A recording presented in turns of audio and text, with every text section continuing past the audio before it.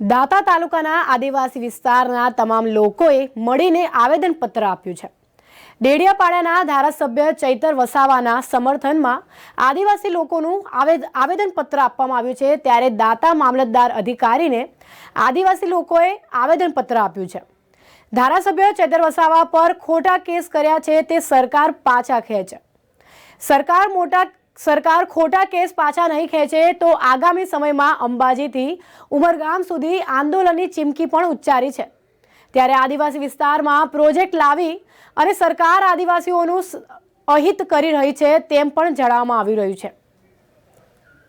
તાલુકાના તમામ આદિવાસી ભાઈઓ અને બહેનો અત્રે અમારા ચેતન વસાવા ને જે ધારાસભ્ય હોવા છતાં પણ એમને ખોટી રીતે કેસમાં ફસાવી અને ધરપકડ કરવામાં આવી છે।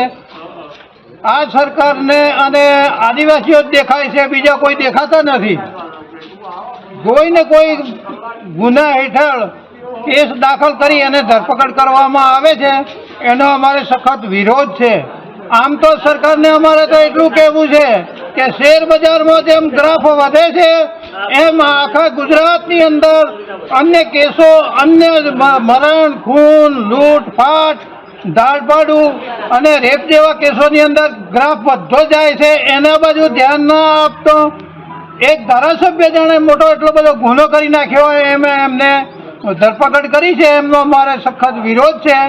અને અગાઉ જેમ કીધું તેમ જો અમારે આ બાબતમાં જો ન્યાય નહીં મળે, ચેતન વસાવા સાહેબને છૂટા નહીં કરે અને એમને છોડી નહીં મૂકે તો ગાંધી ચિંધ્યા માર્ગે અમે છેક અંબાજીથી ઉમરગામ સુધી ગામે ગામ અમે આંદોલનની ચીમકી ઉચ્ચારીએ છીએ।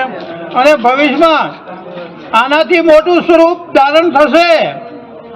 આદિવાસીઓ કોઈ ખૂનામરકી આદિવાસી વિસ્તારમાં થશે તો એની સંપૂર્ણ જવાબદારી સરકારની રહેશે।